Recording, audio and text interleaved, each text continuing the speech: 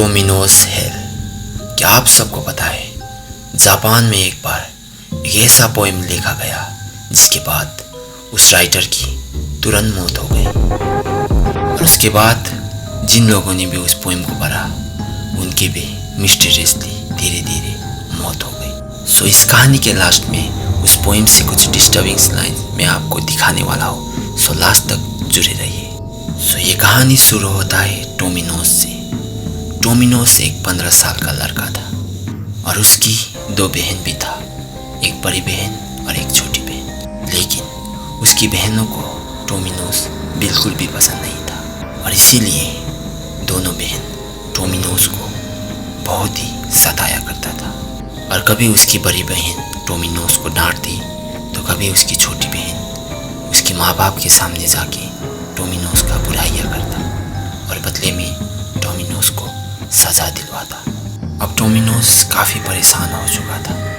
उसकी दोनों बहन ने उसकी ज़िंदगी जीती जी नर्क बना दिया था और ना तो वो उसे रात में सोने देती और ना ही किसी के साथ खेलने। और एक दिन टोमिनोस को उनकी बहनों की वजह से माँ बाप से बहुत ही मार पड़ा और उस वक्त टोमिनोस बहुत ही डिप्रेशन में चला गया। और तब टोमिनोस ने एक पोएम लिखा और उसने उस पोएम का टाइटल दिया टोमिनोस हेल।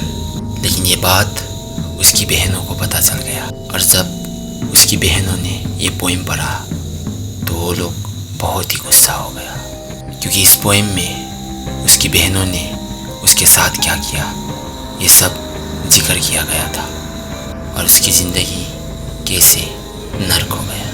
और दोनों बहनों ने मिलके टोमिनोस को इतना मारा कि टोमिनोस का वहीं पे मौत हो गया। और जब उसकी अंतिम संस्कार हुआ तब उनके परिवार ने उसके कब्रिस्तान पे एक फूल भी नहीं रखा और तभी से वो पोएम कर्स हो गया। और टोमिनोस का फैमिली ने वो पोएम पढ़ा था, इसीलिए उनकी भी धीरे धीरे मौत हो गया और ये सिलसिला धीरे धीरे बढ़ता ही चला गया।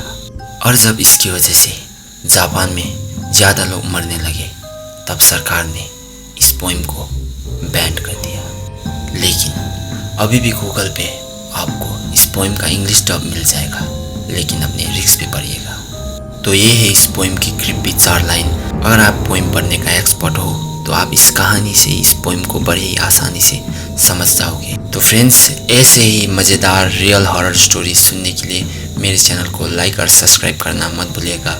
मिलते हैं अगले वीडियो में।